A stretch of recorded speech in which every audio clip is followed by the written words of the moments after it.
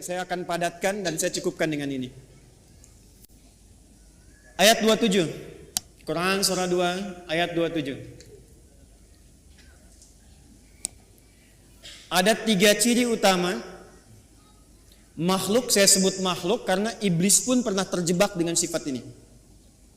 Nanti saya cerita belakangan kalau waktunya masih memungkinkan. Kita tarik ke dunia manusia dulu, ke kita saat ini.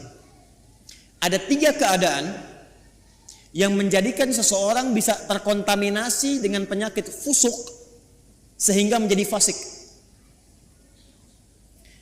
Illal fasiqin, kata al-fasiqin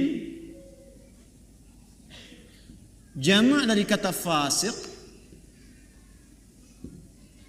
kata kerjanya fasaqa. Sifat keadaannya disebut dengan fusuk.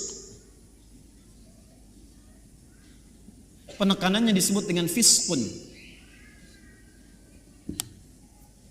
Fokus. Secara bahasa, kata fusuk artinya isyan. Bahasa kita yang dikenal dengan maksiat. Penyimpangan dari kebaikan. Jadi setiap ada yang menyimpang dari kebaikan atau menolak dari perintah yang harus dijalankan, itu perbuatannya disebut dengan fasak. Makhluknya disebut dengan fasik, sifatnya keadaannya disebut dengan fusuk. Iblis yang punya sifat setan itu asalnya jin yang sangat taat. Sangat taat. Sampai ada riwayat menyebutkan saking taatnya kepada Allah, maka malaikat menyifatinya dengan Azazil, makhluk yang terhormat karena rajinnya ibadah kepada Allah. Cuman karena satu kejadian dia bergeser dari ketaatan, tidak mau menaati perintah Allah, menghindar dari perintah. Diminta oleh Allah hormat kepada Adam, sujud hormat kepada Adam. Jadi bukan persoalan sujudnya, persoalannya ini perintahnya. Jadi ketika dia tidak menunaikan perintah, menolak perintah itu dan tidak mau menaati karena maksiat, maka disebut oleh Quran berubah dari taat menjadi fasik. Maka turunlah Quran surah ke-18, surah Al-Kahf yang biasa kita baca di Jumat itu selain Yasin. Ayat 50, paling kanan pertengahan. Wa idh qulna lil malaikati isjudu li Adama fasajadu illa iblis. Siapa itu? Kana minal jinni fafasaqa. Fafasaqa an amri rabbi. Asalnya kata Al-Quran, iblis itu dari jin yang sangat taat. Dari mana taunya taat? Karena lawannya fasak ini. Fasak itu lawannya taat. Apa ayuti wa taat. Tapi karena tidak taat pada perintah Allah, tahu dari mana tidak taatnya? Quran surah 7 Al-A'raf ayat 11 sampai 12. Qala ma mana'aka alla tasjuda idh amartuk. Hei kamu, kata Allah, kenapa kamu enggak taat ketika aku perintahkan untuk sujud? Apa yang mencegah kamu untuk hormat pada Adam ketika aku perintahkan? Kata Allah, hei iblis, bukan masalah sujudnya, ini perintahku, kenapa enggak mau taat? Maka iblis menjawab, ana khairum minhu, khalaqtani min narin wa khalaqtahu min tin. Aku lebih hebat dibandingkan dengan dia. Kau ciptakan aku dari api, dia dari tanah. Enggak level, yang tinggi hormat ke bawah. Membawa kesombongan kepada diri itu namanya istakbar. Istakbar, menampakkan kesombongan namanya takabur. Karena dia membawa melekatkan kesombongan pada dirinya, maka pekerjaan itu disebut dengan istakbar. Enggan, tidak mau disebut dengan aba. Kenapa? Karena istakbar. Quran surah kedua Al-Baqarah ayat 34. Wa idh qulna lil malaikati isjudu li Adama fasajadu illa iblis aba wastakbar wa kana minal kafirin. Makanya ketika keburukan menutupi kebaikannya, ingat, ada baik menutup buruk, ada buruk menutup baik, itu beda. Kalau baik ini pakaian baik, menutup yang buruk, ada bagian tubuh kita yang nggak enak dipandang, buruk. Makanya disebut aurat. Aurat itu nggak enak kalau terbuka. Aurat itu terbuka. Ya, aurat itu terbuka. Sesuatu yang terbuka nggak enak dipandang. Beda dengan binatang kan? Binatang tuh nggak enak dilihat kalau dipakein, pakai pakaian. Manusia ada bagian tubuhnya yang nggak enak dipandang, kalau dipandang nggak enak, makanya harus ditutup. Bahasa singkatnya disebut aurat namanya. Nah, yang buruk ditutup dengan yang baik, maka yang baiknya disebut dengan libas namanya. Dari kata labisa disebut libas, walibasu taqwa dzalika khair. Sebaliknya, kalau yang buruk menutup yang baik, sudah ada yang baik, ditutup yang buruk, maka berubah kalimatnya menjadi balasa. Makhluk yang ketutupan itu disebut dengan iblis. Iblis kenapa disebut dengan iblis? Disebut dengan iblis untuk menggambarkan karena dia menutup semua sifat baiknya dengan kesombongan dan keburukan itu. Makanya sejak saat itu diharamkan oleh Allah kesombongan seakan-akan mengenakan jubah keagungan Allah Subhanahu wa taala. Jelas di sini? Balik sini. Nah, fasak itu perbuatannya. Fasik itu orangnya. Fasikin itu jamaknya. Secara singkat, fusuk ini sifatnya lawan dari taat, namanya maksiat. Jadi perbuatan-perbuatan maksiat yang dikerjakan oleh seseorang itu akan menutup keadaan dirinya, baik pandangan atau pendengaran bahkan lisannya, untuk bisa berinteraksi dengan Al-Quran dan menjadikannya sebagai pedoman. Contoh, singkat dan cepat saja. Ini mata nih. Kalau mata ini sering dipakai berbuat maksiat, maka maksiat itu lawannya taat. Jadi kalau maksiatnya naik, taatnya turun. Maka mata ini kalau dialihkan kepada Quran, nanti kalau sering dipakai maksiat untuk lihat Quran saja susah, nggak bisa. Maka alih-alih mendapatkan pedoman dari Quran, untuk lihat pun kadang-kadang nggak mampu. Padahal mushafnya sudah dia kumpulkan. Ada jenisnya dengan tajwid, tajwidnya berwarna. Ada yang jenisnya besar, yang kecil, yang perkata, yang macam-macam. Itu dia koleksi, dia simpan. Tapi anehnya begini, setiap melihat mushaf itu nggak mampu hanya untuk mengambil atau melihatnya saja. Lewat lagi sampai berdebu. Baru ketika ada pengajian datang ke rumah, mama, mana mushaf kita yang ditempel itu di dinding? Ditempel di dinding. Apa tadi lihat? Nah, kalau sehari gak bisa tuh berinteraksi dengan mushaf, dengan Quran, ambil mushaf yang paling besar, simpan di ruang tengah malam, buka begini, jangan dibaca, tanyakan dulu pada diri kita masing-masing, mengadu ke Allah, ya Allah, maksiat apa yang aku kerjakan di mata ini sehingga tak sanggup melihat Al-Quran sampai detik ini. Telinga, Anda dengar ngaji, dari masjid dengar ada tahrim, anak-anak dengar bacaan Quran, ada pengajian-pengajian, tapi telinganya nggak sanggup dengar. Kok kayaknya nggak enak?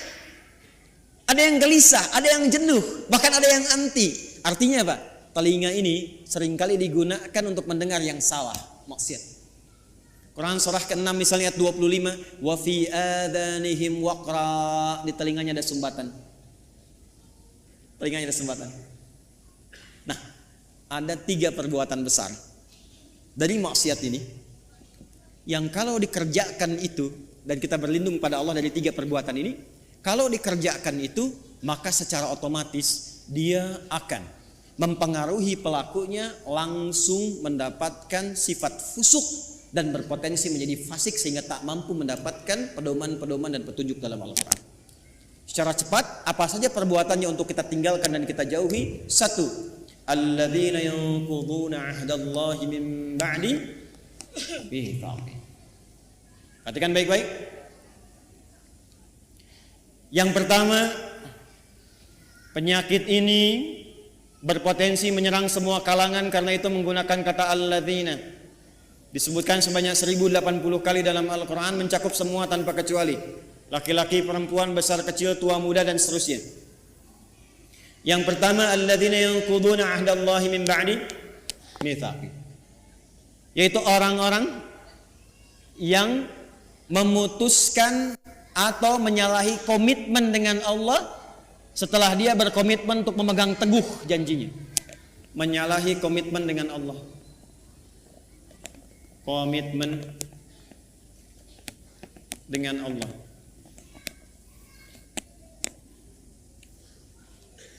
Praktek langsung. Awas hati-hati, awas hati-hati. Apa komitmen pertama kita yang paling pokok dengan Allah? Komitmen pertama kita itu bahkan sebelum lahir namanya syahadat. Quran surat 7 catat ayatnya. Al-A'raf ayat 172. Wa idz akhadha rabbuka min bani adama min dhuhurihim dhurriyyatahum wa ashhadahum ala anfusihim alastu bi rabbikum qalu bala syahidna an taqulu yaumal qiyamati inna kunna an hadza ghafilin. Komitmen pertama kita adalah asyhadu an la ilaha wa asyhadu anna. Bahkan untuk menjaga komitmen ini tiap hari kita sholat untuk menjaga komitmen ini. Makanya setiap sholat kita tahiyat, kita bacakan dalam tahiyat asyhadu an la ilaha wa asyhadu anna muhammadan. Perhatikan. Maka dari sini muncul dua turunan. Turunan pertama langsung pokok komitmennya syahadat.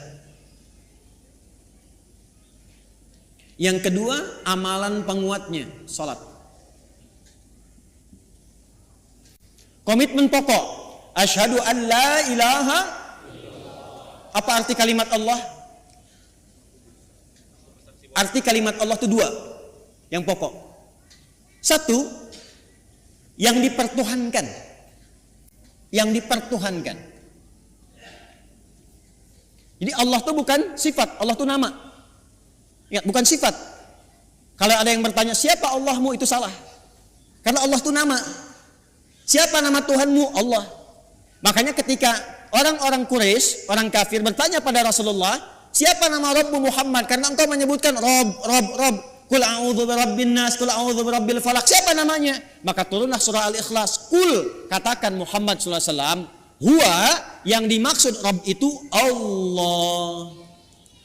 Nah, Allah ini punya dua arti pokok. Pertama adalah yang dituhankan, satu-satunya yang dituhankan. Ini. Yang kedua, yang diibadahi. Kedua makna ini ada di Quran surah ke-20 ayat 14. Allah mengenalkan dirinya kepada Musa alaihi salam dengan dua makna ini. Innani anallah, kata Allah, akulah Allah. Nama. Apa artinya Allah? La ilaha illa ana, la ilaha illa. La menolak. Ilaha yang dipertuhankan, illa menetapkan. La-nya nafi, illa-nya isbat. La ilaha, tidak ada satupun yang dipertuhankan. Illa, kecuali, kata Allah, ana, Allah.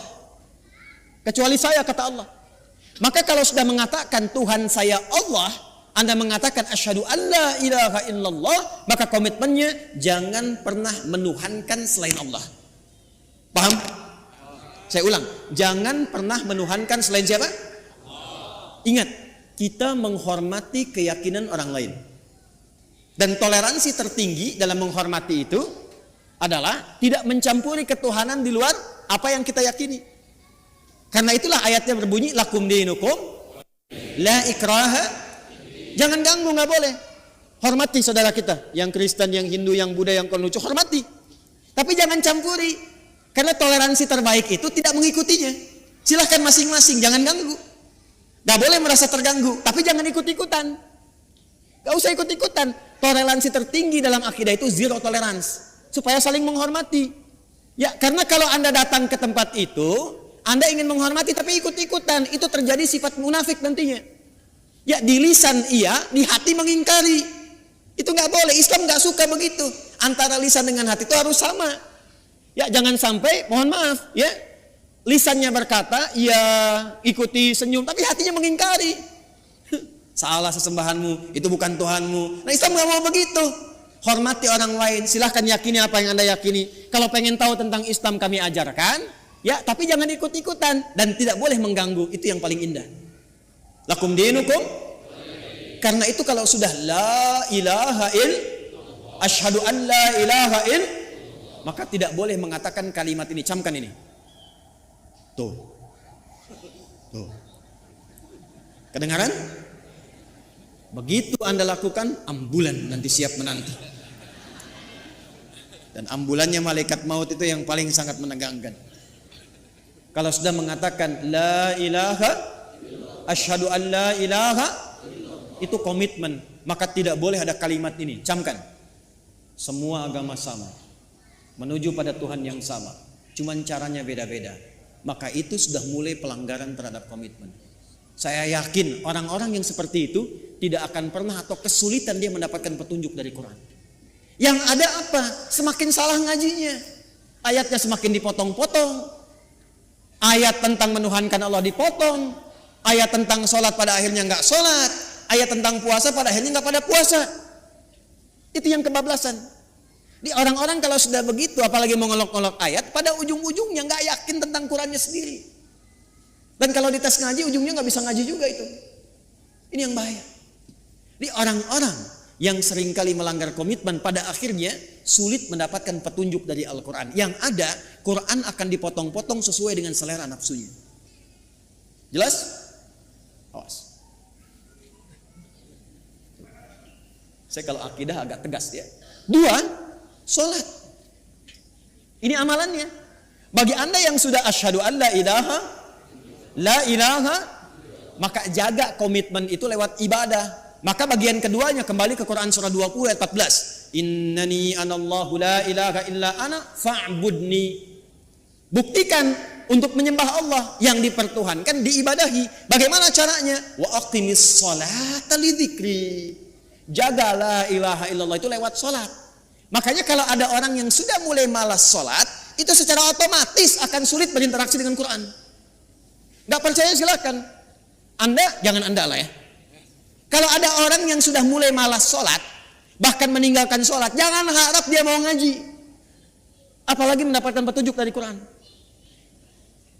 Persamaan terbaliknya, kalau Anda ingin mendapatkan banyak manfaat dari Quran, kemudian terbawa suasana kita ingin mendekat kepada Quran, menanamkan cinta pada Quran, maka persamaan terbaliknya, 1, perbanyak sholatnya. Ini. Tingkatkan dari yang fardu, bukan bilangannya. Ya, bukan bilangannya, tapi value-nya. Jadi bukan meningkatkan subuh 2 rakaat jadi 4, bukan. Ya. Coba lihat yang mengiringinya, ada sunnahnya tidak?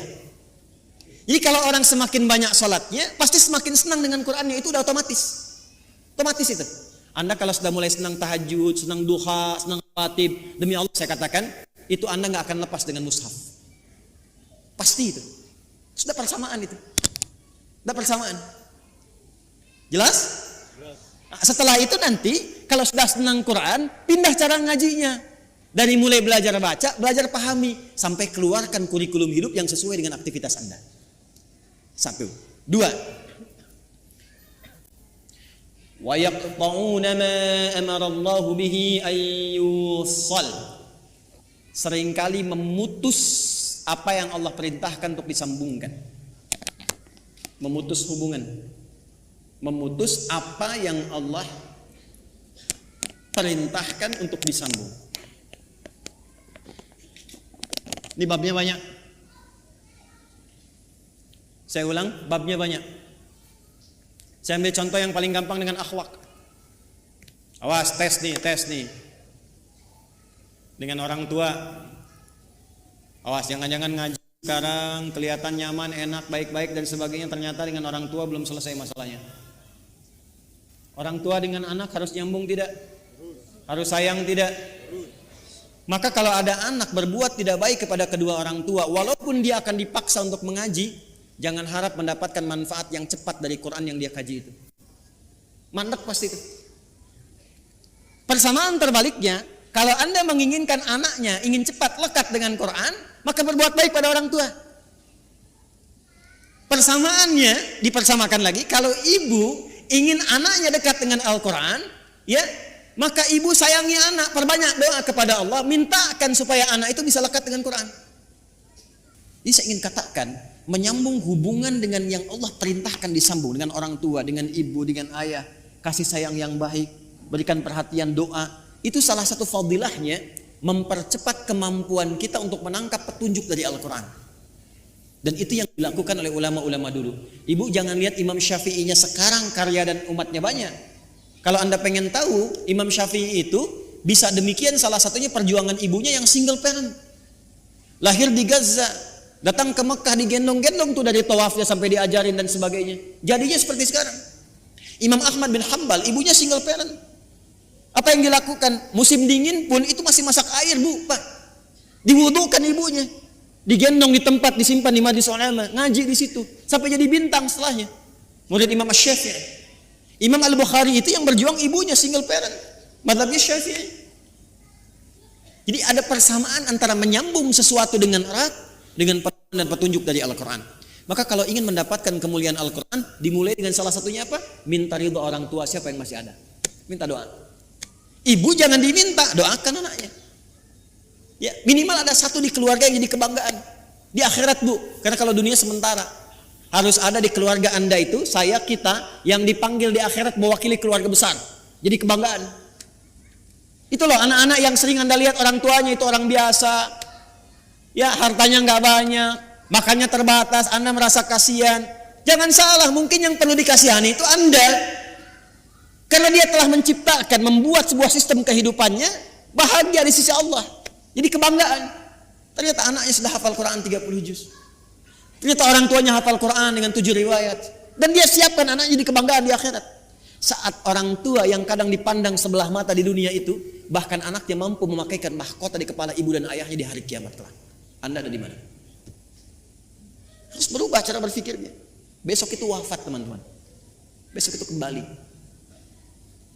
3 yang terakhir, wa yufsiduna fil ardh. Orang yang senang merusak. Fasad. Senang merusak. Fasad itu definisinya banyak. Ya, mencuri merusak tidak? Menipu merusak tidak? Mencela merusak tidak? Jangan harap Anda ngaji, datang ke pengajian tapi senang mencela orang lain. Jangan harap mendapat petunjuk dari Quran dengan cara yang benar. Anda kerja, ngambil harta yang haram, korupsi, menipu dan sebagainya. Jangan harap dekat dengan Quran. Makanya orang-orang yang korupsi itu bisa dicek deh, pasti nggak bisa ngaji. Walaupun asalnya bisa ngaji, jauh dari Quran pada akhirnya. Saya di Libya pernah satu majlis dengan salah satu tokoh yang diagungkan oleh kalangan liberal. Namanya Jamal Al-Banna.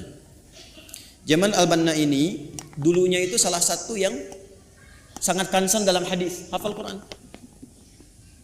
Tapi satu kali terjadi perubahan dalam hidupnya, singkatnya dia keluar ke barat. Di barat berubah pandangannya, punya interaksi yang salah, yang keliru, maka pikirannya berubah menjadi liberal. Satu kali ke Libya, ke Tripoli, jadi kami itu punya pelajaran salah satunya al-istishraq wa tansir, gerakan-gerakan orientalis, tokohnya siapa aja. Dahsyatnya kurikulum di sana, kalau sudah belajar nanti tokohnya diundang kalau masih hidup. Jadi kita berdialog, tahu pemikirannya bagaimana. Secara singkat, masih ada videonya sampai sekarang. Gambarnya, fotonya saya masih ada. Itu begitu datang, kita duduk sama menyimak. Itu membaca yang paling ringan dalam Al-Quran yang jadi favorit Anda sekalian. Kan ada 3 surat paling favorit di muka bumi untuk setiap muslim saat ini. 3 qul terakhir kan? Ya, qul huwallah, qul a'udzu birabbil falaq, qul a'udzu birabbin. Itu baca Al-Ikhlas, qul huwallahu ahad, tertukar-tukar enggak selesai-selesai. Qul huwallahu ahad, Allahu lam yalid wa lam yakul huwallahu ahad, Allahu, sampai istighfar para mufti yang ada pada saat itu, astagfirullah, astagfirullah. Anda bisa bayangkan. Apa?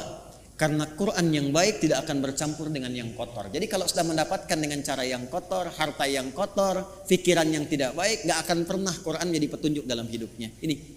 Maka kalau ingin jadi ahli Quran, jangan merusak. Anda mahasiswa jangan nyontek. Jadi mahasiswa yang jujur. Bekerja yang benar, belajar yang benar. Masuk kelas disiplin. Nanti kalau Anda udah jadi ahli Quran, Anda akan menikmati bagaimana Anda menuntut ilmu. Jadi senang belajar itu, nikmat, nyaman. Ya, dan potensi Anda akan muncul, menapak ke bumi, terhubung dengan Allah dengan sangat kuat. Energi potensial begitu kan? EP sama dengan M dikali G kali H kan? Energi potensial sama dengan M dikali G kali H, gitu kan? Massa kalikan gravitasi kalikan ketinggian. Anggaplah ini Anda, gravitasinya menapak bumi dengan aktivitas Anda, haknya haid tersambung ke atas. Walaupun ini adalah mengambang yang tidak menempel, tapi potensinya ada di situ. Kalau Anda mampu memijak bumi dan menyambungkan diri Anda kepada Allah dengan kuat, maka semua potensi yang ada pada diri Anda akan keluar. Tinggal Anda rubah itu menjadi kinetik. EK sama dengan setengah M dikalikan V kuadrat. M kalikan V kuadrat. Usaha Anda nggak akan banyak lagi, cukup setengah, tapi percepatannya banyak. Kalau Anda ingin rubah jadi pekerjaan dan beraktivitas, gabungkan potensial dengan kinetik, maka dia menjadi energi mekanik. IM sama dengan EP dikalikan EK. Anda fisika belajar nggak sih? Mana yang ITB jurusan fisika? Betul nggak ini? Hah? Betul nggak? Betul kan? Tapi nanti energi itu juga bisa berubah. Mesti ada daya, mesti ada kekuatan, mesti ada waktu. Makanya rumus energi nanti berubah kan ketika masuk ke energi listrik. Ya kan? W sama dengan apa rumusnya? P dikalikan T kan? Ini dayanya, kekuatan, ikhtiarnya, waktunya terbatas. Jadi Anda mengeluarkan energi itu, ya itu terbatas waktunya sampai ajalnya tiba. Quran surah 7 ayat 34. Maka manfaatkan waktu sebaik-baiknya, tanamkan jarak dengan kuat, atur kecepatan dan manfaatkan waktu dengan baik. Maka muncullah rumus jarak S sama dengan V dikalikan T. Halo? Saya senang fisika itu. Saya masih senang belajar baca sekarang. Kalau waktu-waktu senggang saya ke toko buku, yang saya beli itu fisika, kimia, modul-modul sekolah gitu, saya pelajari lagi, saya lihat-lihat. Kenapa? Karena Allah mendesain alam semesta ini untuk bisa dibaca dan dikaji, dan pusat kajian itu dasarnya berupa pengetahuan. Allah menetapkan nih, kan fisika itu membaca alam kan? Bagaimana matahari berputar, berotasi, bumi demikian, interaksi awan dan sebagainya sampai di bumi, di laut dan seterusnya. Maka Allah berfirman, inna fi khalqis samawati wal waqtilafil laili wan nahar la ayatil liulil ulul albab. Itu melihat, meriset, menghitung, maka memunculkan ilmu. Nah ilmu ini itu untuk melihat, meriset tadi untuk membuktikan kebenaran Allah. Benar nggak seperti yang Allah firmankan? Makanya orang yang pintar itu tujuan kepintarannya untuk mengenal Allah. Di semakin Anda pintar fisika, pintar kimia, pintar matematika, pintar biologi, semakin Anda mengenal Allah. Jadi kalau Anda jadi pakar di bidangnya tapi nggak kenal Allah, Anda masih bodoh. Catat tuh. Ngapain pintar-pintar nggak kenal Tuhan? Ya, kalau cuma untuk dunia, maaf, jangankan yang beriman, yang belum beriman pun bisa melakukan itu. Tapi ayat ini disusun untuk mendekatkan diri kita dengan Sang Pencipta, sehingga ketika pulang Anda punya kebanggaan insyaallah. Jelas di sini? Halo, jelas? Maka hati-hati dengan unsur-unsur fusuk yang bisa menyebabkan fasik. Ada 3 maksiat utama. Masih ingat satu apa? Melanggar komitmen utama dengan Allah. Apa komitmen yang paling pokok? Asyhadu an la ilaha illallah. Baik, wa asyhadu anna. Bagaimana cara menjaganya dalam bab apa? Salat. Semakin tingkatkan salat, semakin cepat kita mendapatkan cahaya Al-Qur'an.